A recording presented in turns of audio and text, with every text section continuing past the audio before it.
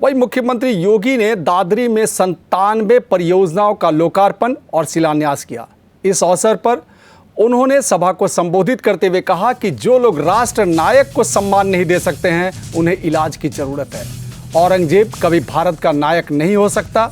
महाराणा प्रताप का जीवन हम सबको प्रेरणा देता है। यह भारत के अंदर ही हो सकता है कि महाराणा प्रताप के साथ उनका घोड़ा चेतक भी हम सबके लिए प्रेरणा का स्रोत है।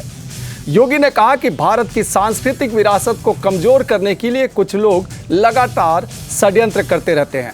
उन्होंने महाकुंभ को बदनाम करने की साजिश का जिक्र करते हुए कहा कि इस बार कुंभ में 66 करोड़ 30 लाख श्रद्धालुओं ने आस्था की डुबकी लगाई। उन्होंने कहा कि हमारी आस्था भी अर्थव्यवस्था को मजबूती प्रदान कर सकती है।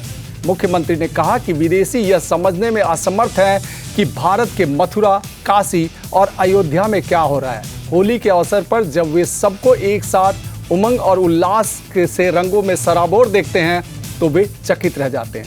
लेकिन देश में कुछ लोगों को यह बात समझ में नहीं आती है। आप भी सुनिए योगी ने क्या कहा।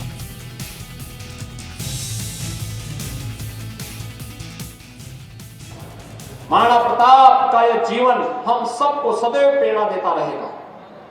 आज भी कोई चित्तौड़गढ़ जाता है, पूरा देश हल्दी घाटी की माटी को ले जाकर के उसे तीर्थ के रूप में सम्मानित करता है। और याद करिए, ये भारत के अंदर ही हो सकता है। महाराणा तो नायक है ही है, महाराणा प्रताप का घोड़ा चेतक भी हम सब के लिए एक नई प्रेरणा छोड़ करके गया है। स्वामी भक्ति का इससे अच्छा उदाहरण दूसरा क्या मिल सकता है। बहनों और भाइयों, यह है भारत का इतिहास। जिन्हें भारत के इस इतिहास की जानकारी नहीं, भारत की इस परंपरा की जानकारी नहीं, वे भारत की नदी संस्कृति को भी नहीं जान पाएंगे।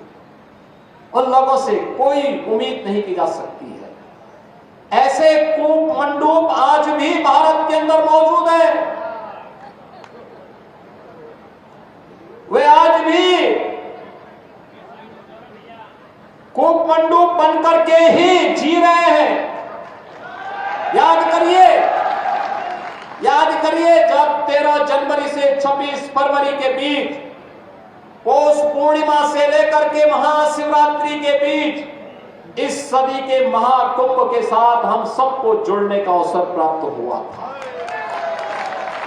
और मैं अभिनंदन करूंगा आदरणीय प्रधानमंत्री जी का। मैं अभिनंदन कर रहा हूं उन सभी पूज्य संतों का और सनातन धर्मावलंबियों का। जितना कोई विधर्मी और जितना कोई सेकुलर व्यक्ति महाकुंभ के बारे में अफवाह फैलाता था, जितना दुष्प्रचार करता था, उतनी ही बड़ी संख्या में वे लोग प्रयागराज में आकर के आस्था की पवित्र डुबकी लगा करके उन्हें चिढ़ाने का काम करते थे। जो कोई बोलता था कि वहां गंदगी है, तो जनता जनार्दन की ओर से, सनातन धर्मावलंबियों की ओर से आता था कि वे मूर्ख, तुझे नहीं मालूम तो बहता पानी और रमता जोगी कभी गंदा नहीं होता है, कभी अशुद्ध नहीं होता है। ये तो शुद्धता की एक नई परिपाटी इन्होंने डाला कि हमारी आस्था है तो हमें भौतिक चीजों से बहुत लेना देना नहीं है।